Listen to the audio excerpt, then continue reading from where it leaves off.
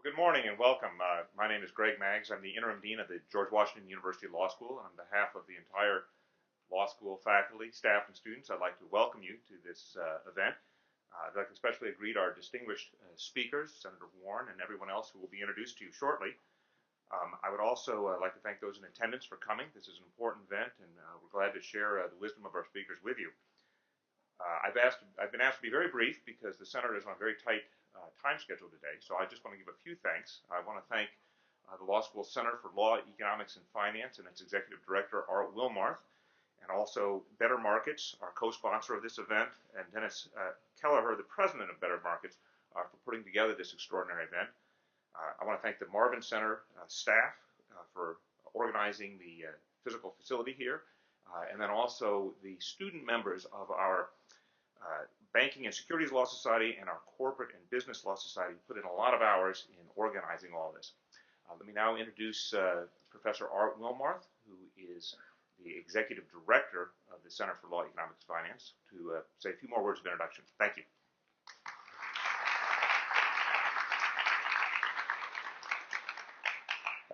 Thank you very much, Dean Maggs, and welcome everyone. We're delighted you could join us for this important event. I think as all of you probably know, and certainly as you're here today, we are commemorating a very important anniversary in this nation's financial and economic history, and I think today Senator Warren and our distinguished panel of speakers will help us to reflect on the lessons of that collapse and crisis and what we may have learned from it, perhaps what we may still need to learn from it. I would like to again convey my thanks to all the people mentioned by Dean Maggs. This event would not have been possible without our wonderful staff at the Marvin Center and the Law School, our wonderful students, and many others who've contributed. I particularly want to thank Dennis Kelleher, the president and CEO of Better Markets. As you probably know, Better Markets is one of the leading advocates of financial reform in Washington, D.C., and indeed the nation. And it was really Dennis who conceived of this program and really helped me to organize it, and certainly did an incredible job in recruiting the very impressive lineup of speakers we have today. Dennis himself has a very distinguished career, including being a graduate of the Harvard Law School, a veteran, having served 4 years in the Air Force, served in a number of capacities in the United States Senate, including as Chief Counsel and Senate Leadership Advisor to the Chairman of the Senate Democratic Policy Committee. He was also litigation partner for a number of years at Skadden Arps and dealt with a lot of securities and financial matters during that time. So Dennis has seen these issues from both the private and public sectors. I would like to introduce Dennis now and bring him to the podium so that he can introduce our keynote speaker. Thank you.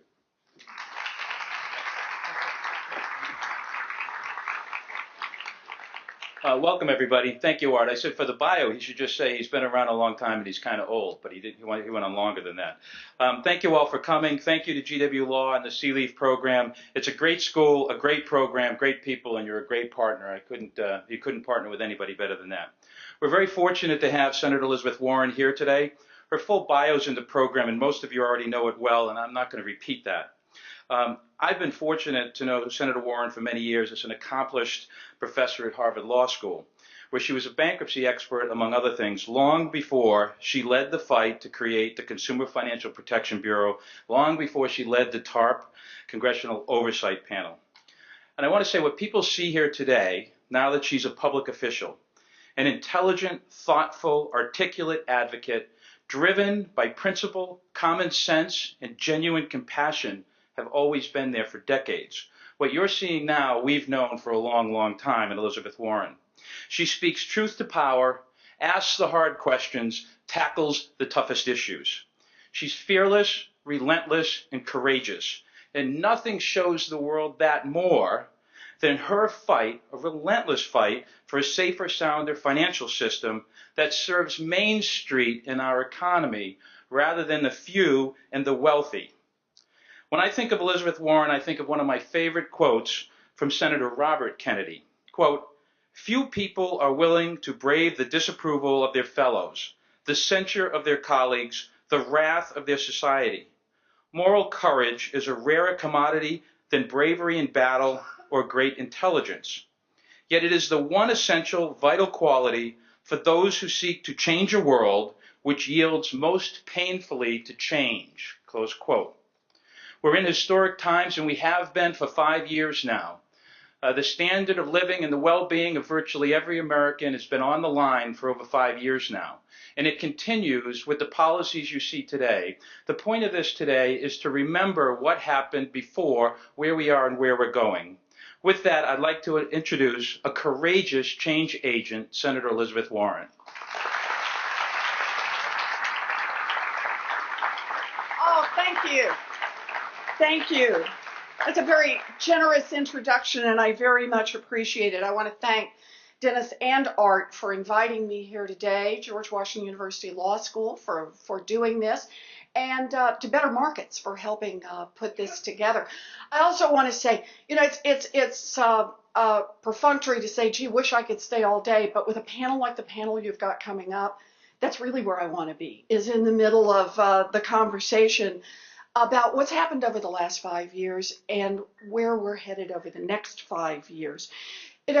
We all know it's been 5 years since the financial crisis, and most of us remember its darkest days when credit dried up, the stock market cratered, historic institutions like Lehman Brothers and Merrill Lynch were wiped out. There were legitimate fears that the dominoes of our financial system would never stop falling, and that we were headed into another Great Depression. Now, we averted that grim outcome, but the damage was staggering. You'll probably hear more about it as we go through the day. But a recent report by the Federal Reserve of Dallas estimated that the financial cost of the crisis was $14 trillion. That's trillion with a T. That's $120,000 for every household in America, more than 2 years worth of earnings for the average family. Just disappeared. Billions of dollars in retirement savings disappeared. Millions of workers lost their jobs and their sense of financial security. Entire communities were devastated. A Census Bureau study that just came out last week showed that young families with children now have a 15% lower home ownership rate than they had before the crisis. The crash of 2008 changed lives forever around this country. Now, in April of 2011, after a 2-year bipartisan inquiry, the Senate Permanent Committee on Investigations released a 635-page report that identified the primary factors that led to the crisis. So here's how they put it. They said the list included high-risk mortgage lending, inaccurate credit ratings, exotic financial products, and, to top it all off, the repeated failure of regulators to stop the madness. Senator Tom Coburn, who's the subcommittee's ranking member, described it this way. He said, blame for the mess lies everywhere, from federal regulators who cast a blind eye, Wall Street bankers who let greed run wild, and members of Congress who failed to provide oversight. Even Jamie Dimon, the CEO of J.P. Morgan Chase, has emphasized inadequate regulation as a source of the crisis. He wrote this to his shareholders. Had there been stronger standards in the mortgage market, one huge cause of the recent crisis might have been avoided. So think about that. The crash happened quickly and dramatically. It caught our nation unawares and evidently caught our regulators unawares. But don't let that fool you. The causes of the crisis were years in the making, and the warning signs were everywhere. Now, as some of you may know, I spent most of my career studying the growing economic pressures on middle-class families, families that worked hard, played by the rules, but still can't get ahead. And I've also studied how the financial services industry developed over time. You know, a generation ago, the price of financial services, credit cards, checking accounts, mortgages, signature loans, it was all pretty easy to see. Both the borrowers and the lenders understood the basic terms of the deal. But by the time the financial crisis hit, a very different form of pricing had emerged. Lenders had begun to use a low advertised price on the front end to entice customers to come in, and then they made their real money on the fees and the charges and the penalties and the repricing that were in the back end on the fine print that no one saw. Buyers became less and less able to evaluate the risks of a financial product. Comparison shopping became almost impossible, and the market became less efficient. Credit card companies took the lead. I always love to look at this. What happened to their contracts? Basic credit card contract in 1980 was about a page and a half long. By the early 2000s, that credit card contract was more than 30 pages long. And believe me, the 30 pages was not there to help the consumer. The teaser rate credit card, that is the one that advertised the low upfront price and then the real price was somewhere, came along later, paved the way for the teaser rate mortgage that we started seeing in the 2000s. When I worked to set up the Consumer Financial Protection Bureau, I pushed hard for steps that would increase transparency in the marketplace. The way I saw it, this crisis began one lousy mortgage at a time. And we needed a cop on the beat to make sure that we wouldn't have those lousy mortgages. I think there never will be so many lousy mortgages again now that we've got the consumer agency. I think we're a lot safer than we are on that front. But there are a whole lot of other causes to this crisis. And there's no question that Dodd-Frank was a strong bill, strongest in 3 generations. I didn't have a chance to vote for it because I wasn't yet in the Senate. But if I had been, I probably would have voted for it twice. Glad to see the regulation, but it is not perfect. And so there's an important question to ask. Where are we now, 5 years after the crisis hit and 3 years after Dodd-Frank? So there are a lot of issues to discuss, and we have lots of great people here who will discuss them. I'm sure there'll be lots of pieces they pull apart. But I want to focus on one piece, and that's the part about too big to fail. Where are we on making sure that the behemoth institutions on Wall Street can't bring down the economy with a wild gamble?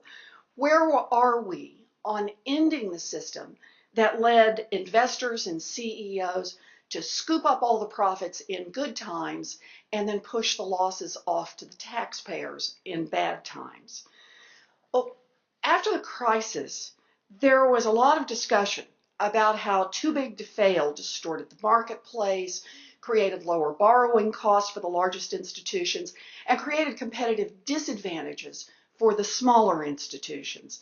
There was talk about moral hazard and about the dangers of big banks getting a free, unwritten, government-guaranteed insurance policy. Sure, there was talk, but look at what happened. Today, the 4 largest banks are 30% larger than they were 5 years ago.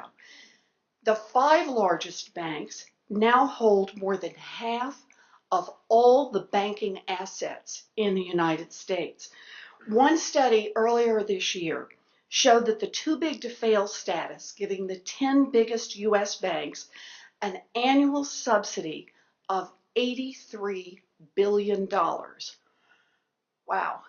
Who would have thought 5 years ago, after we witnessed firsthand the dangers of an overly concentrated financial system, that the too big to fail problem would only have gotten worse? Now, there are a lot of people who say, sure, too big to fail isn't over yet, but Congress should wait to act until the agencies finish issuing the Dodd-Frank rules. After all, a bunch of those rules haven't yet been issued. And it's true. There are a lot of rules that are still to be written, but that's because the agencies have missed more than 60% of their deadlines in writing the rules under Dodd-Frank. So I'm having trouble understanding the logic here. Since when does Congress set deadlines, watch regulators miss most of them, and then take that failure to meet the deadlines as a reason for Congress not to act? I thought that if the regulators failed, it was time for Congress to step in. That's what oversight means. And it's certainly a principle that would have served our country well prior to the last crisis. So let's put the pieces together. It's been 3 years since Dodd-Frank was passed. The biggest banks are bigger than ever. The risk to the system has grown, and the market distortions have continued. Now, while the CFPB has met every statutory deadline, so we know it's possible to meet the statutory deadlines, the other regulators have missed their deadlines and haven't given us much reason for confidence. The result is that the too big to fail problem remains. I add that up, and it's clear to me it's time to act. The last thing we should do is wait for more crises, for another London whale, before we take action. For that reason, I partnered with Senators John McCain, Maria Cantwell, and Angus King to offer up a way to address the too big to fail problem, a 21st Century Glass-Steagall Act. Now, by separating traditional depository banks from riskier financial institutions, the 1933 Glass-Steagall Act laid the groundwork for half a century of financial stability. During that time, we built a robust and thriving middle class. But throughout the 1980s and 1990s, Congress and regulators chipped away at Glass-Steagall's protections, encouraging the growth of megabanks and a sharp increase in systemic risk. They finally finished the task in 1999 with the passage of Gramm-Leach-Bliley, which eliminated the Glass-Steagall protections altogether. The 21st Century Glass-Steagall Act would reinstate many of the protections of the original Glass-Steagall Act. It would wall off depository institutions from riskier activities like investment banking, swaps dealing, private equity activities. It would encourage financial institutions to shrink, eliminate their ability to rely on federal depository insurance as a backstop for their high-risk activities. In other words, the 21st Century Glass-Steagall Act would attack both the too big and too fail. It would reduce the failures of big banks by making banking boring, by protecting deposits, providing stability to the system even in bad times. And it would reduce the too big part by dismantling the behemoths so that big banks would still be big, but not too big to fail, or for that matter, too big to manage, too big to regulate, too big for trial, or too big for jail. That's the idea. Big banks would once again have an understandable balance sheet, and with that would come greater market discipline. Now, sure, the lobbyists for Wall Street will say that if we do this, the sky will fall if they can't use access to checking accounts and savings accounts to fund their high-risk activities. They said that in the 1930s too, but they were wrong then and they are wrong now. The Glass-Steagall Act would restore stability to the financial system, stability that began to disappear in the 1980s and 1990s. Now, look, this is one way to deal with the too big to fail, and I think it would work, but there are other approaches too. What I want to know is how much longer should Congress wait for regulators to fix this problem? Do we wait another 3 months, another 3 years, until the next big bank comes crashing down and threatens the entire economy? Well, Secretary of the Treasury Jack Lew said recently that if too big to fail is still a problem at the end of the year, it might be time to consider other options. I applaud Secretary Lew for laying out a timeline, and I'd like to see other administration officials and regulators follow suit. If Dodd-Frank gives the regulators the tools to end too big to fail, that's great. Pick them up and use them. But if the regulators won't end too big to fail, then Congress must act to protect our economy and prevent future crises. We should not accept a financial system that allows the biggest banks to emerge from a crisis in record-setting shape while ordinary Americans continue to struggle. And we should not accept a regulatory system that is so besieged by lobbyists for the big banks that it takes years to deliver rules, and then the rules that are delivered are often watered down and ineffective.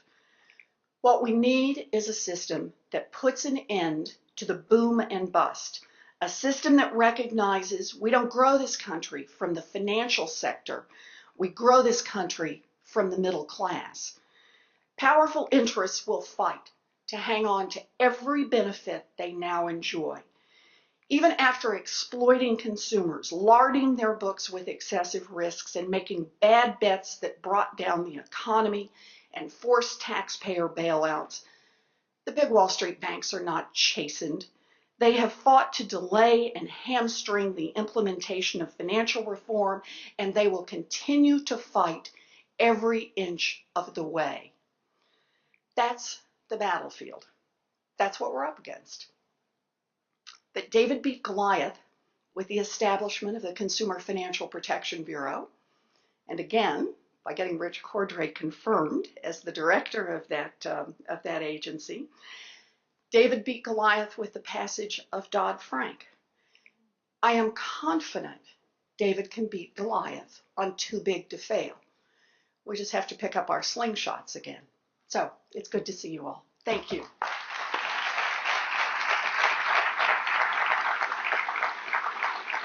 Thank you. Thank you.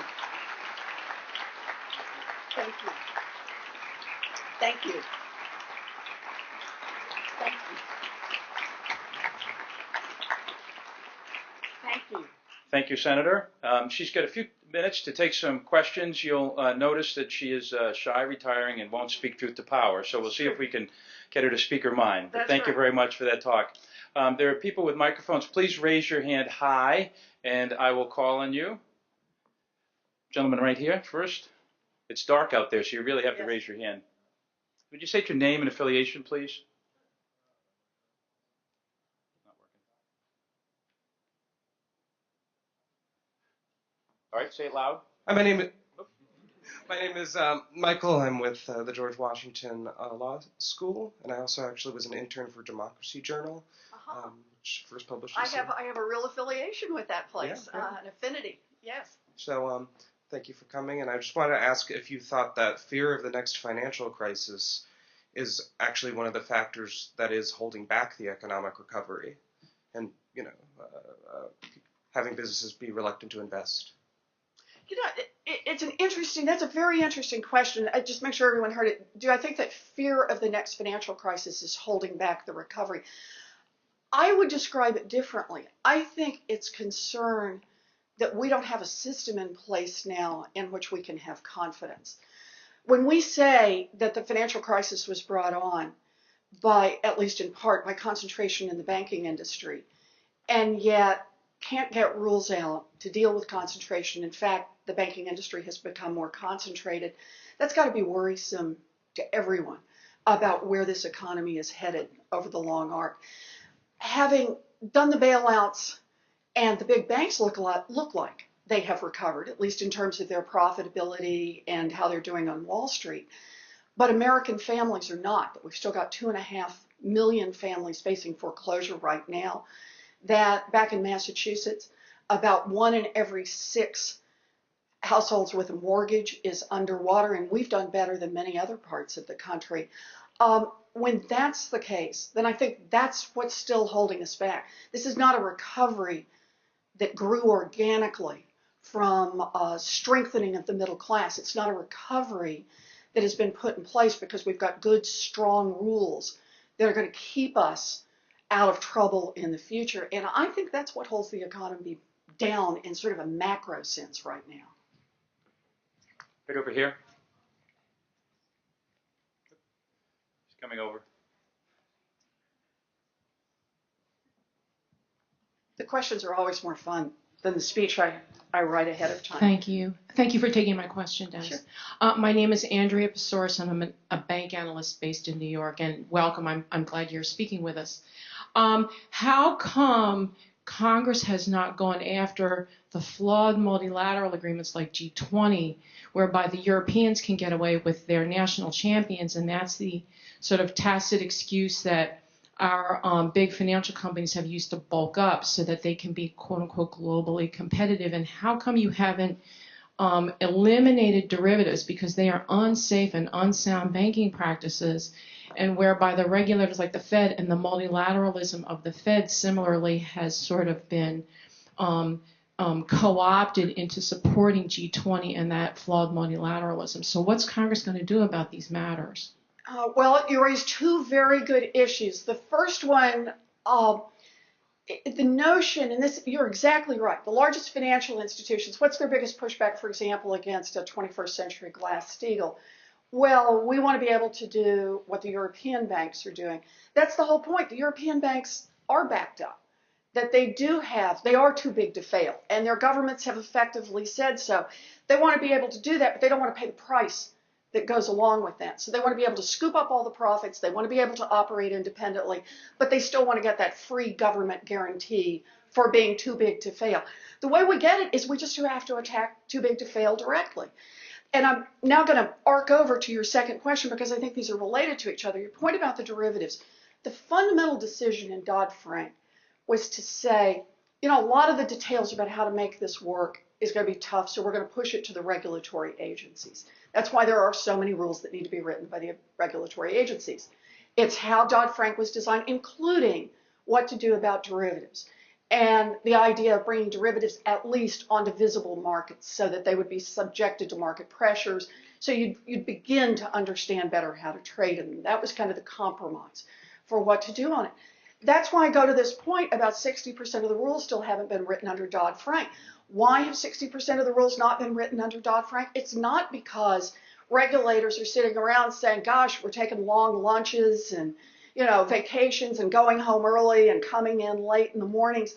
They're not doing it because they have been under intense pressure from the financial services industry. They have been lobbied relentlessly to delay those rules, to weaken those rules, to thin out those rules, to do everything they can not to get effective rules in place. That's where we are, and that's part of the reason that motivates my saying, let's have a 21st century Glass-Steagall. It's clear, you can see it, it doesn't require any additional rulemaking around it.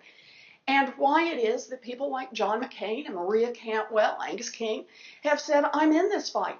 Because it's a way to say, pushing this off to the regulatory agencies so that the large financial institutions can lobby invisibly outside the public eye and try to get the rules they want so they can continue the same behaviors that put our economy at risk. That's fundamentally wrong, and we've got to stop that. Right here in the aisle. I don't feel strongly about any of this. Thank you. I'm Brian Olasov with McKenna Long and Aldridge. I actually have the privilege of testifying before your Congressional Oversight Panel, and I always enjoy hearing your comments. Good to see you again. Good to see you as well. We all just saw that the City Council of Richmond, California, voted to move forward with the use of eminent domain, where they're able to force the removal of underwater mortgages from mortgage-backed securities. A number of other city councils have voted against it for fear of market impact, but I'm curious as to what your view is of the use of municipalities to use eminent domain to seize underwater mortgages. I want to make a larger point around this, and that is the reminder that we have treated throughout this crisis as people have defaulted on their mortgages, as the lenders have come in and foreclosed, as that's a two-party problem. That's between the mortgage lender and the borrower, and those are the only two parties who have a say in what happens here. But more importantly, the only two parties who are affected. I think that what we have seen is that's not true. That when someone is in foreclosure, it has a powerful impact on the immediate neighbors. There's actually a lot of good academic literature on this now about when a house goes into foreclosure, how it depresses the value of the houses nearby, how it depresses the value of the houses in the block. But we see this now when there are multiple foreclosures, the impact on entire communities, how whole neighborhoods are pulled down, how whole towns are pulled down. And what communities are now doing across the country is they're starting to say, wait a minute, this has an impact on us. We want to have a say in what happens here. And so we've seen a lot of tools that they've started pulling out. The idea, for example, that before you can take a house into foreclosure, you've got to go through steps with the local municipality, all the steps that precede foreclosure.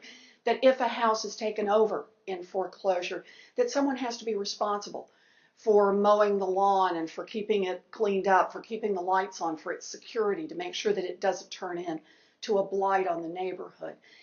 And I talk about all of these because I think what this is really about is a larger political point, and that is that communities have been profoundly affected by the activities of the mortgage companies and their foreclosure activities, and it is appropriate that the communities start getting involved and that they have a say in what happens here.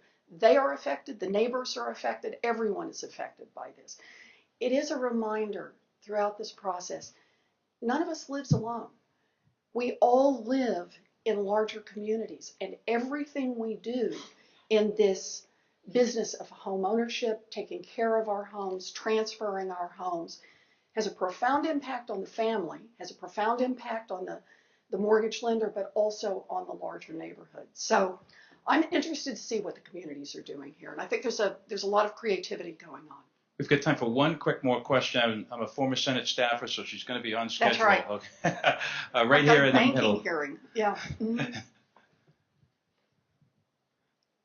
Just your name and a quick question, please. Sure, my name is Michael Steger. I'm a member of the LaRouche Policy Committee. I'm largely in favor of Glass-Steagall. I applaud your efforts. It can't be passed soon enough. One of the arguments, though, I think is important to take up. We need a quick question. Franklin Roosevelt's Reconstruction Finance Corporation was also crucial as a credit mechanism for large-scale development projects, along with the financial reforms. Where do you stand on something like that? So, no, Thank you. You ask exactly the right question. And I'm going to put this in a slightly different context. I think we need a 21st century Glass-Steagall. I think we needed Dodd-Frank. I have no doubt about that. Parts of Dodd-Frank I think have worked really well. The Consumer Financial Protection Bureau is up and running. Parts of what we have done during this crisis have just been abysmally weak. And that's been the response to millions of homeowners losing their homes and millions more below water. This has not been a place where we were creative. This has not been a place where we've been responsive. It has not been a place where we have rebuilt the economy. We're now 5 years out on this crisis, and I think the question appropriately now is, what can you do at this point? We're no longer, I'll sound like I'm in an academic institution, we're no longer at T1, we're now at T2. And so what can we appropriately do? And I think that goes back to the question you asked. Communities are starting to act where the crisis is still intense. They're starting to act individually, and that's part of it. That doesn't absolve the federal government of acting, but I think it's an important part of it. We have to ask a different question now. At this point in the arc, what do we do? A big part has been focused on how we make sure this problem doesn't happen again. You're going to make me quit talking. Budget. And